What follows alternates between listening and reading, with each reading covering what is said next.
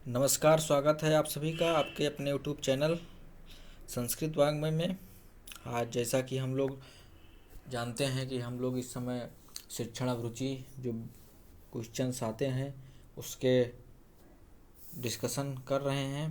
पिछली वीडियो आई थी, अब ये अगली वीडियो है। कुछ क्वेश्चंस लाए हैं जिसके थ्रू आपको ज्ञान प्राप्त हो जाएगा और अभ्यास करते रहिए। आप लोग वीडियो को लाइक करिए, शेयर करिए, चैनल को सब्सक्राइब करिए। पहला क्वेश्चन है, छात्र केंद्रित कक्ष डॉट डॉट के लिए होता है। आंसर में विकल्प में दिया है व्यक्तिगत अंतर को संबोधित करना, शिक्षक उन्मुख व्याख्यान को कम करना, पिछले ज्ञान को याद करते हुए, चौथा है पूरी कक्षा को व्यस्त करना। छात्र केंद्रित कक्ष, चाइल्ड सेंटर्ड जो स्टूडेंट सेंटर्ड कक्ष होते हैं, बनाए जाते हैं, तो उनको उद्देश्य क्या होता है पूछ रहा है क्वेश्चन। छात्र केंद्रित कक्ष का क्या उद्देश्य होता है?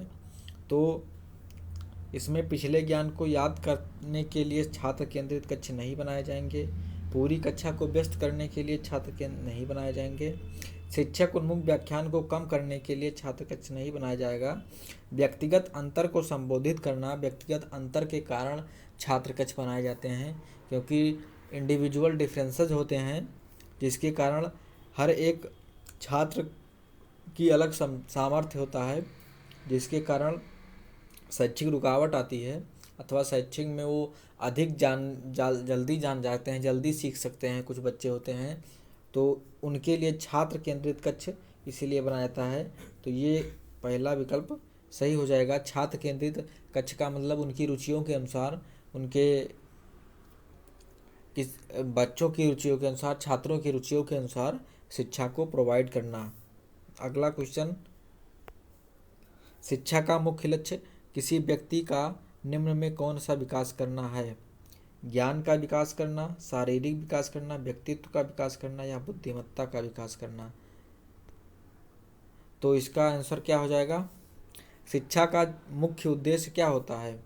शिक्षा का मुख्य उद्देश्य होता है डेवलपमेंट ऑफ ऑल इनेट्स पावर, मतलब शिक्षा हमेशा व्यक्तित्व का विकास करती है। शिक्षा वह है जो मनुष्य के सर्वांगीण विकास करे।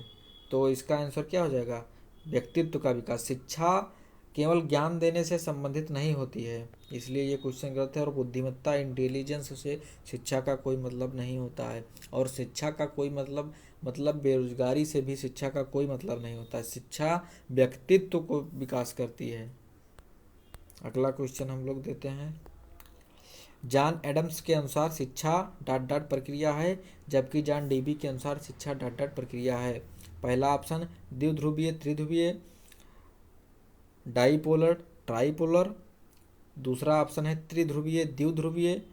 तीसरा ऑप्शन है द्विध्रुवीय, द्विध्रुवीय। और चौथा ऑप्शन है द्विध्रुवीय, बहुध्रुवीय। देखिए, जॉन एडम्स ने शैक्षिक प्रक्रिया के बारे में बताया था कि शिक्षा डाईपोलर है। इसमें दो, ये जॉन एडम्स ने बताए थे, एक क्या होता है स्टूडेंट होता है और एक क्या होता है टीचर होता है। ये जॉन एडम्स ने बताया था।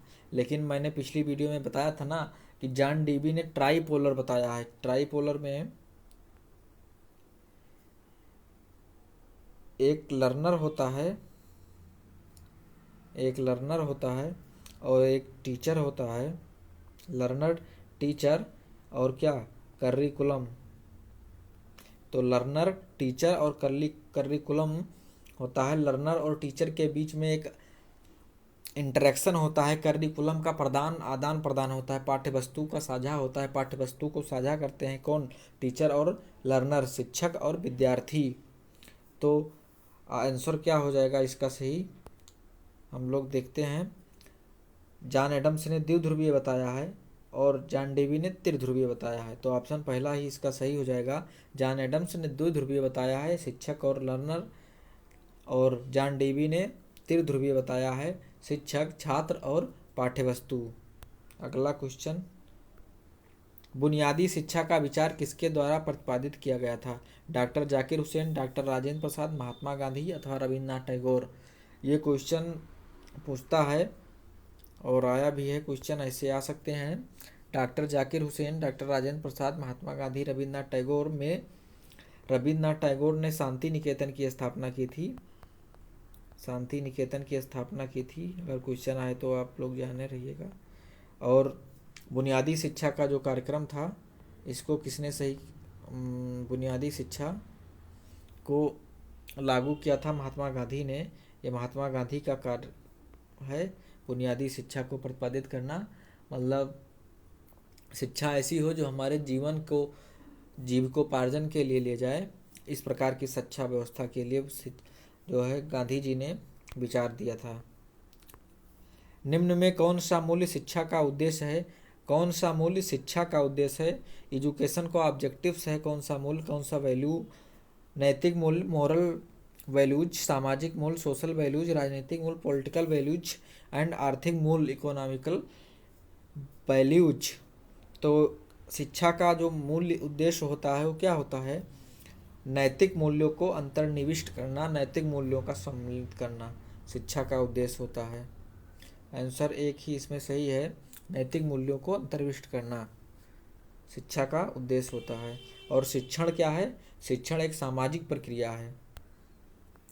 अगला क्वेश्चन, एक शिक्षक को शिक्षा के दर्शन शास्त्र अर्थात शैक्षिक शास्त्र का अध्ययन करने की आवश्यकता क्यों होती है? पहला है दर्शन शास्त्र में निहित सिद्धांत को समझना, दूसरा अमूर्त ज्ञान से परिचित होना, तीसरा पाठ्यक्रम के लक्ष्य और उद्देश्य निर्धारित करना, चौथा है शिक्षण व्यवहार को नियंत्रित करने के लिए विचार प्राप्त करना। शिक्षा दर्शन जो होता है ये शैक्षिक समस्याओं को समाधान प्रदान करता है, जिसमें शैक्षिक समस्याओं का मतलब उसके पाठ्यक्रम से और उसके उद्देश्यों से है।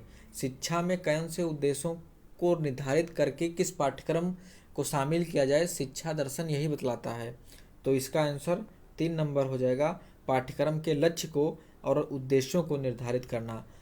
शिक्षा दर्शन क्या करता है? पाठ्यक्रम के लक्ष्य को निर्धारित करता है, और शिक्षा में एजुकेशन में पाठ्यक्रम के लक्ष्य को निर्धारित करता है और उसके उद्देश्य को निर्धारित करता है। आप लोग को समझ आ रहा होगा, ज़्यादा क्वेश्चंस नहीं हैं, 9 क्वेश्चन लेकर आया हूँ मैं, और टीचिंग एप्टीट्यूड से क्वेश्चन आते हैं सभी इंट्रेंस एग्जाम में। तो मैं ये सीरीज जो चल रही है इसके क्वेश्चंस से आप लोगों को बहुत ही सहायता मिलने वाली है, और क्वेश्चंस का लेवल भी बहुत अच्छा है।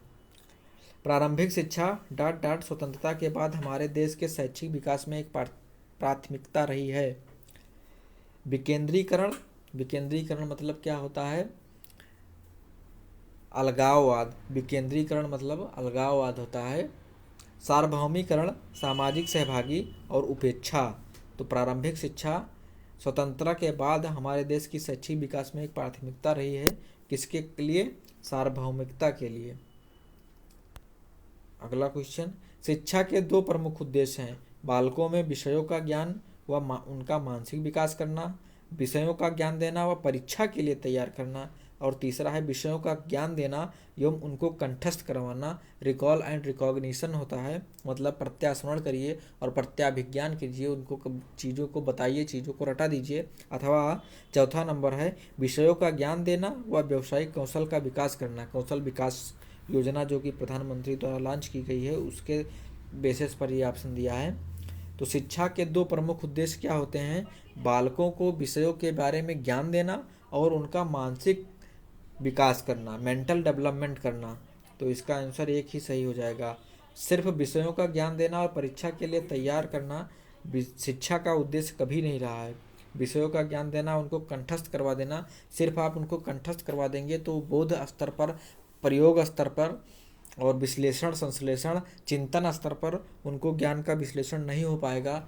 बच्चों को आपको क्या करना है? सभी स्तरों पर उनको बोध स्तर हो जाए, ज्ञान स्तर हो जाए, आपको प्रयोग स्तर जान जाए, संश्लेषण जान जाए, विश्लेषण जान जाए, और समूह सभी से वो चिंतन कर सकें। इसलिए 3 नंबर क्वेश्चन का आंसर भी नहीं होगा। और विषयों का ज्ञान देना, व्यावसायिक कौशल का विकास करना सिर्फ नहीं है, ये आंसर नंबर 1 सही है। अगला क्वेश्चन हम लोग चलते हैं। एक संगठित शैक्षिक गतिविधि है जो औपचारिक शिक्षा प्रणाली के बाहर होती है। औपचारिक शिक्षा, फॉर्मल एजुकेशन, अनौपचारिक शिक्षा, अनफॉर्मल एजुकेशन, गैर औपचारिक शिक्षा अथवा पारंपरिक शिक्षा।